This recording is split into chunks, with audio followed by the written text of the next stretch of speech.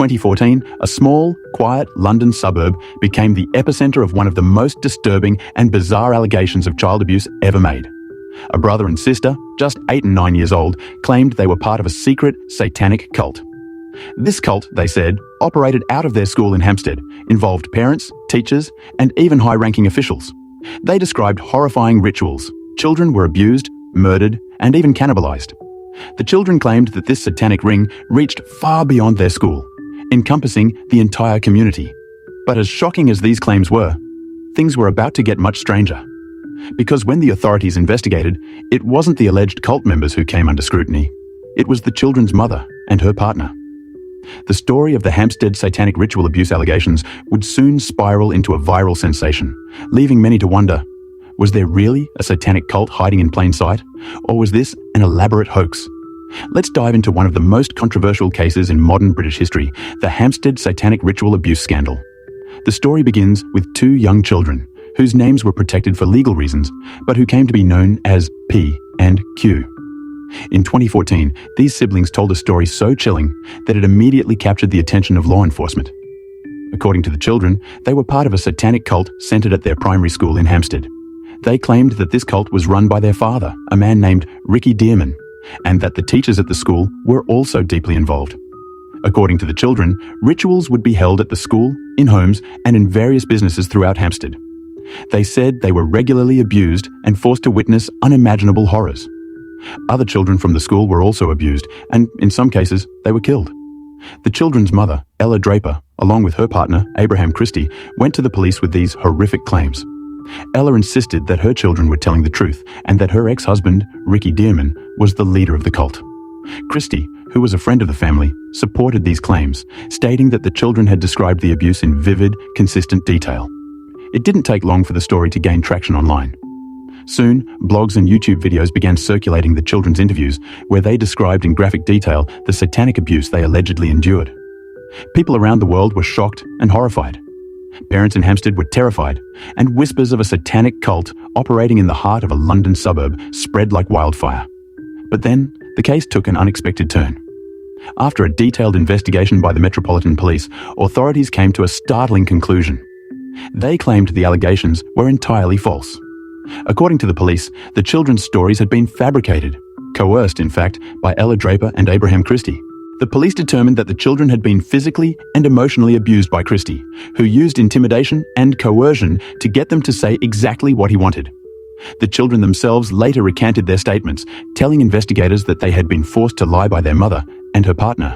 The alleged ringleader, Ricky Dearman, was cleared of all wrongdoing, and no evidence of a satanic cult or ritual abuse was found. The children were taken into protective custody, and Ella Draper and Abraham Christie fled the country, wanted for child abuse and falsifying information. Theories and controversy. But, as with many cases like this, not everyone believed the official narrative. Despite the police's findings, many online communities continued to push the idea that there was a satanic cult operating in Hamstead and that the authorities were covering it up. The idea that the children's allegations were true and that the police, courts, and even social services were involved in the cover-up became a conspiracy theory that spread far beyond the borders of the UK. Blogs, videos, and online forums dedicated to exposing the alleged Hamstead cult began popping up everywhere. The children's interviews, which had been leaked to the public, were shared and analysed by thousands of armchair investigators who believed there was more to the story. Supporters of the theory pointed to the children's detailed descriptions of the abuse and the specific names they gave. They believed that the children couldn't have come up with such detailed stories on their own, and that their later recanting was the result of intimidation by the authorities. Some even speculated that the cult had deep connections within the police and judicial system, which allowed them to cover their tracks. On the other hand, skeptics pointed out that the children's stories were inconsistent and that some of their claims bordered on the fantastical. For example, they described secret rooms in the school that didn't exist and spoke of babies being ritually sacrificed, claims that had no physical evidence to support them.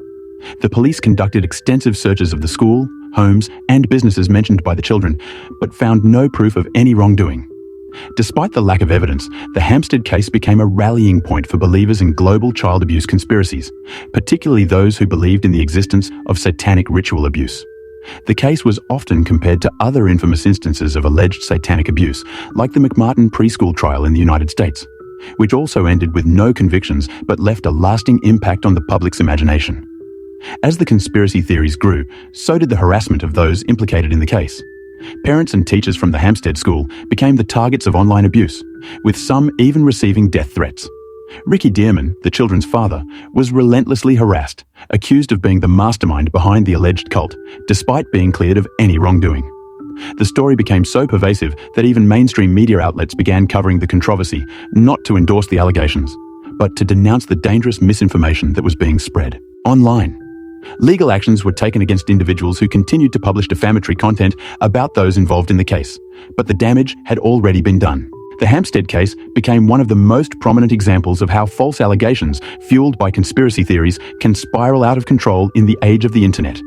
Even today, there are still corners of the web where people believe that the Hamstead cult exists and that the truth has been covered up by the British government. So, was there really a satanic cult operating out of a suburban London school? Or was this all a horrifying fabrication orchestrated by a mother and her partner, driven by a bitter custody dispute? The official investigation found no evidence to support the children's claims, and their later recanting suggested that they had been manipulated. But for some, the lack of evidence is just further proof that something sinister is still being hidden. So what happened to those involved in the case? After the Hamstead Satanic Ritual Abuse allegations, Ella Draper, the mother of the two children at the centre of the case, fled the UK along with her partner, Abraham Christie. Both of them were wanted by the authorities for allegedly coercing and abusing the children to fabricate the claims of satanic abuse. Ella Draper has not returned to the UK and has continued to reside abroad, reportedly in Spain or Russia.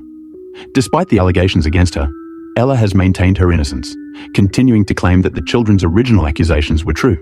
She has participated in interviews and online discussions where she has reiterated her belief that a satanic cult was operating in Hamstead. The authorities in the UK have taken measures to protect the two children who were placed into care following the investigation. Draper has not regained custody, and there have been no significant legal developments regarding her return to the UK as of recent updates. Ella Draper's involvement in the case remains controversial, with some conspiracy theorists continuing to support her, while the official investigation concluded that the allegations were false and that she and Christie had manipulated the children. Abraham Christie, Ella Draper's partner, played a central role in the Hamstead Satanic Ritual Abuse allegations. After the children made their initial claims, authorities found that Christie had coerced and manipulated them into fabricating the stories of abuse. According to the police investigation, Christie subjected the children to physical and psychological abuse, pressuring them to make false allegations about their father, Ricky Dearman, and others.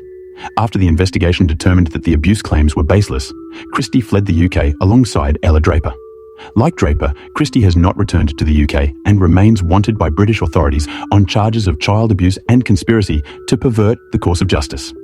Reports suggest that he has continued to support the claims of satanic ritual abuse and maintains contact with online conspiracy theorists who believe the original allegations.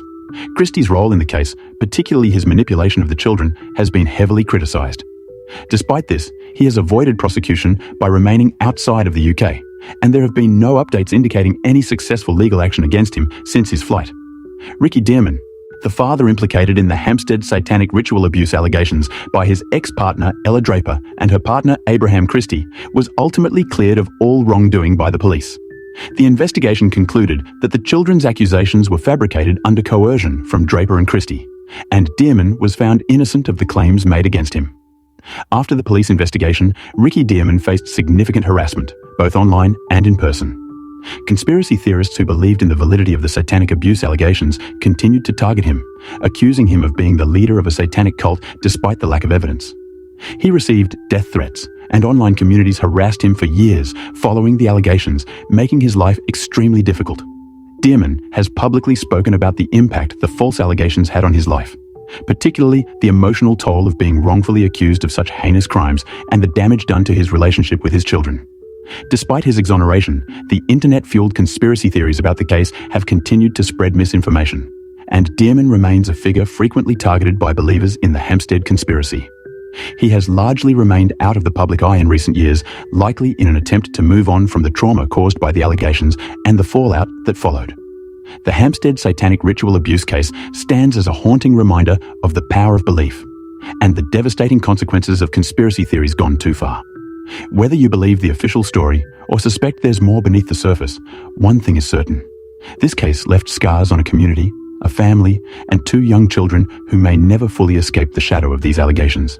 And sometimes, the scariest stories are the ones that leave us questioning what's real and what isn't.